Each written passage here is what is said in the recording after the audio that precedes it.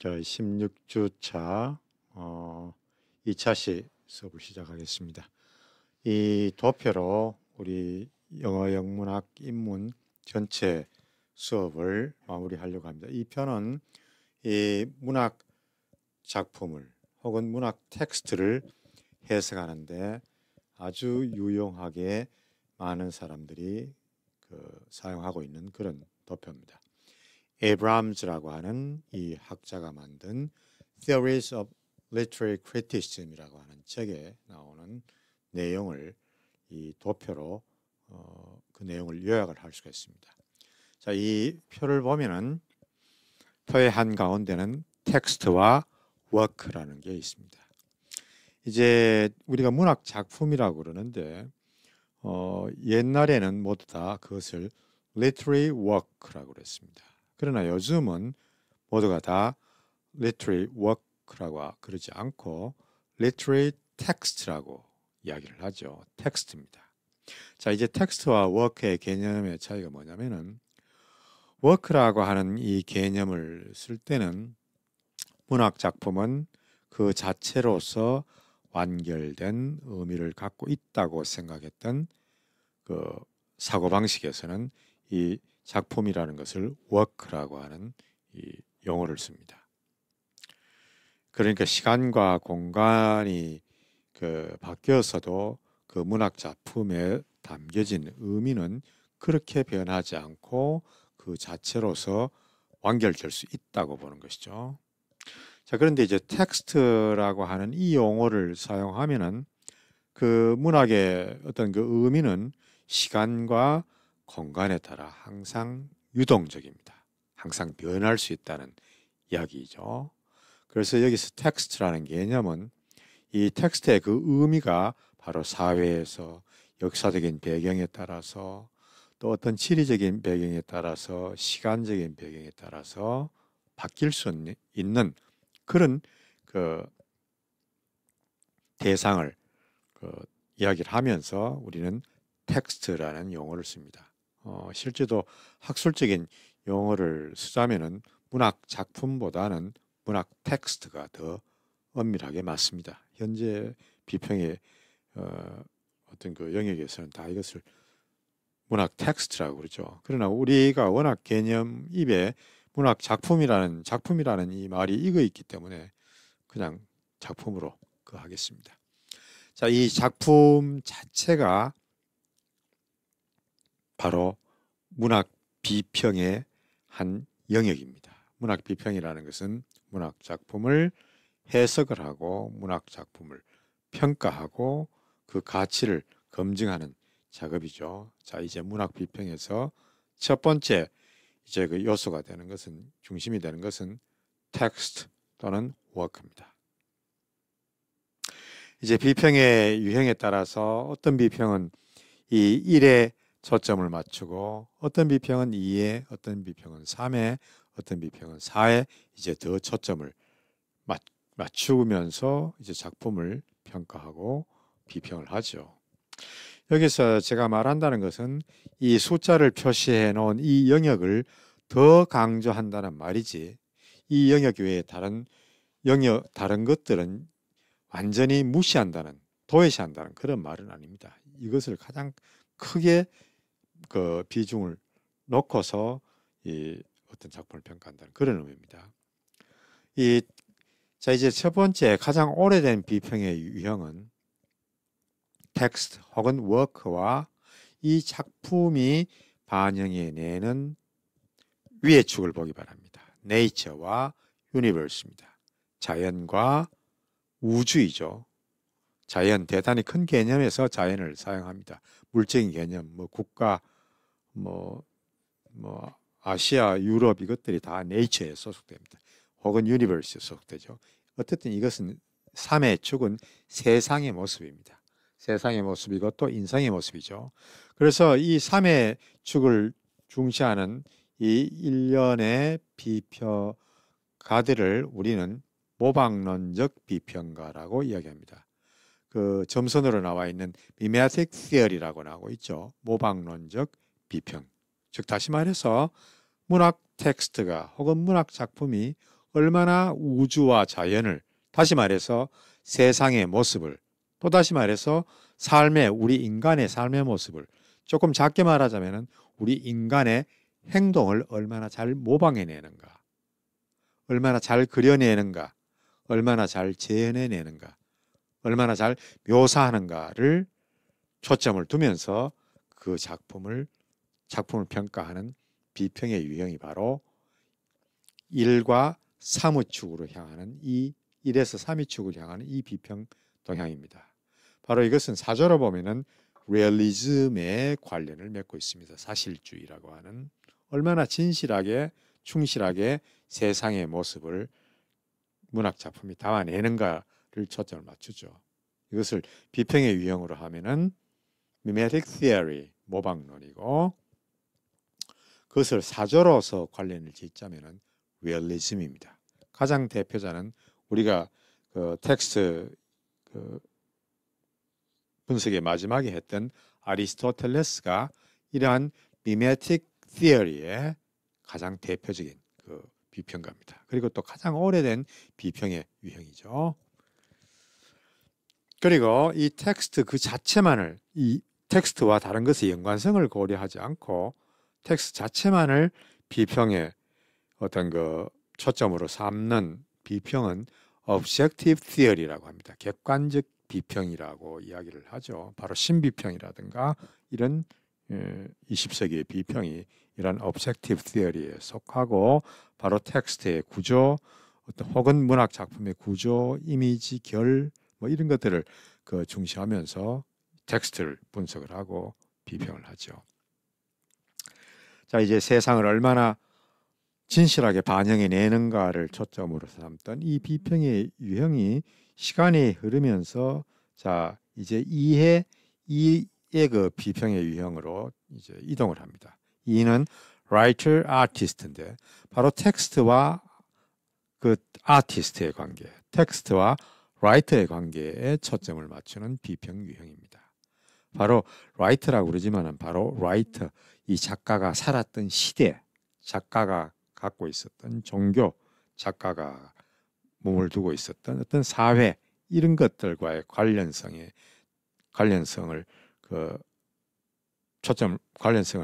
중시하면서 비평 작업에 임하죠. 즉 작품 해석에 임합니다. 그래서 이 비평에서는 뭐 historical background, religious background, sociological background, 뭐 정치적인, 문화적인, 종교적인 이런 배경 연구 쪽에 그 시간들을 많이 할애하죠. 자, 이것을 expressive theory라고 이야기합니다.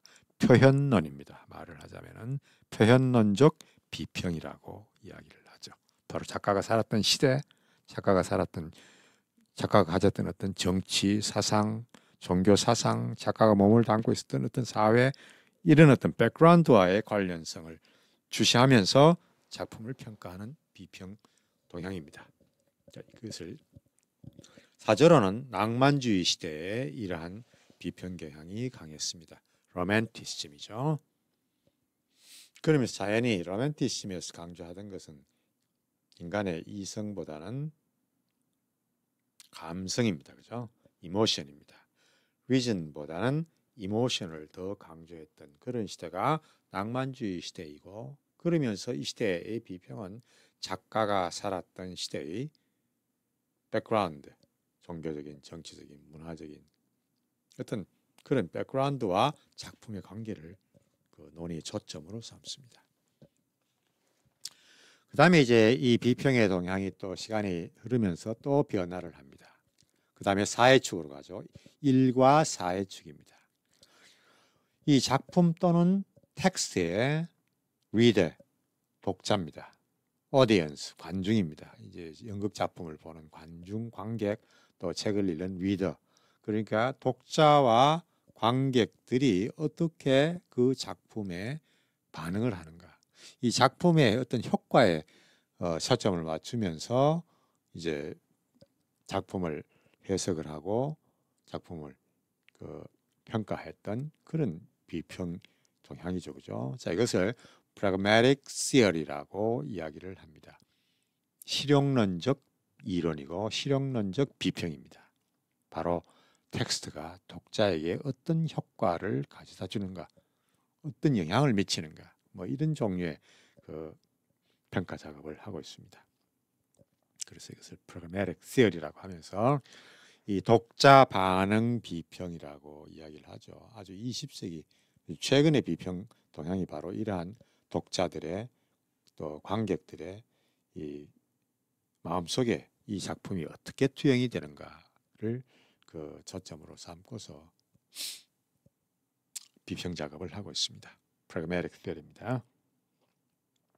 자, 이것을 조금 한글로 풀어서 다시 한번 이야기를 하겠습니다. 이 네 가지를 이 네모로 되어 있는 이 네 가지를 네 가지와 이 동그라미 쳐진 이 하나를 합쳐서 다 네 가지를 문학을 해석하는 기본적인 틀로 제시하는데, 첫째는 작품이라는 것을 그것을 둘러싼 우주 혹은 네이처와 관련을 지으면서 해석을 하고 있고, 이는 작품을 세계와 삶에 대한 모방과 재현으로 보고 재현과 반영의 진실성에 따라서 작품을 판단하는 모방론이라고 이야기를 할 수가 있습니다. 그리고 또 이것은 사실주의라는 어떤 문화사조와 관련이 되어 있습니다. 자, 그 다음으로는 그 작품을 작가와의 관계에서 파악하는 그런 방식입니다. 1과 2의 축이죠. 이는 작품을 작가의 내적인 정신이나 감정의 형상화라고 보는 어떤 표현론이라고 할 수 있는데, 낭만주의라고 하는 문해사조와 관련이 되어 있습니다. 자, 그 다음은 이 텍스트 그 자체에 초점을 맞추는 고려의 대상으로 삼는 그런 그 동그라미로 쳐진 이 방향이 있죠. 그 텍스트가 그 자체로서 완결된 의미 구조와 내적인 통일성을 갖고 있다고 생각을 합니다. 형식주의 비평이고 또 신비평이라고 할 수가 있습니다. 그리고 이제 또 다른 축은 이제 작품을 그것을 수신하는 독자 혹은 청중의 청중과의 관계에서 파악하는 어떤 그런 방식, 이 독자에게 주는 작품이 독자에게 주는 효과를 중심으로 이제 비평하는 이 효용론 혹은 실용론입니다. Pragmatic Theory라는 어떤 이론이고, 이것을 또한 다른 어떤 비평 동향을 연결을 지우자면은 소위 말하는 수용미학이라고 합니다. 어떻게 받아들이는가 작품을 독자 반응 비평이라고 하기도 하죠. 그런 방식으로 이야기를 하기도 합니다. 자, 그래서 이 1과 3의 축의 모방론에서는 작품의 진실성이 가장 중요한 문제입니다. 그 다음에 1과 4의 이 수용미학에서는 작품의 효용성이 가장 중요한 문제입니다. 그리고 1과 2의 이건 작가 중심 비평이죠. 작가가 살았던 시대 배경 뭐 이런 것들을 많이 하니까 작가 중심 비평에서는 작가의 독창성의 문제가 가장 비평이 중요한 어떤 문제로 부각이 됩니다. 그리고 이 텍스트 그 자체를 초점으로 삼는, 작품 그 자체를 초점으로 삼는 이 형식주의라고 하는 비평에서는 작품의 내적인 통일성과 구조가 작품을 판단하는 기준이 됩니다. 그래서 이 네 가지의 어떤 이 요소는 이 시기가 어느 시기가 지남에 따라서 이제 강조하는 축이 1에서 3을 강조하다가 1에서 2를 강조하다가 1에서 4를 강조하다가 또 다시 또 1에서 3으로 가고 또 2로 가고 또 4로 오는 이 계속해서 순환이 되는 어떤 그런 양상을 볼 수가 있습니다. 지금 현재의 비평에서는 가장 초점을 맞추고 진행하는 비평은 1과 4의 축입니다. 지금의 우리 시대의 어떤 비평 동향은 이 바로 1과 독자, 관객과의 관계가 어떠한가, 어떻게 받아들이는가, 이것을 가장 중요하게 생각하면서 이제 작품을 비평하죠. 자, 이것이 작품을 해석하는 기본적인 패러다임, 도식입니다. 이것은 아마 이 내용은 여러분이 이제 졸업할 때까지 어떤 텍스트를 대하고 또 어떤 텍스트를 리딩을 하든 항상 염두에 두고 어떤 그 작품을 읽고 해석하고 논의하고 분석을 해야 되는 어떤 중요한 도표라고 할 수 있습니다. 기억을 하기 바랍니다. 이제 이 정도로 영어 영문학 입문을 마치겠습니다. 기본적인 용어 우리 시간에 다 다루었습니다.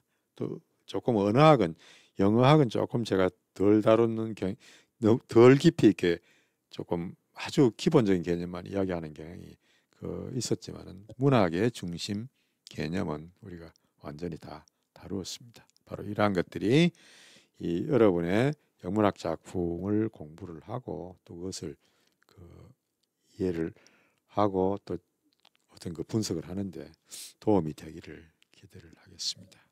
이제 또 2학기에 가면은 외국어 문학에 이해해서 여러분을 또 볼 수 있을 것 같습니다. 그때는 이제 수업 시간에서 여러분을 한번 볼 수 있기를 기대합니다. 한 학기 동안 수고 많았습니다. 자, 이것으로 전체 수업을 마치겠습니다. 수고했습니다.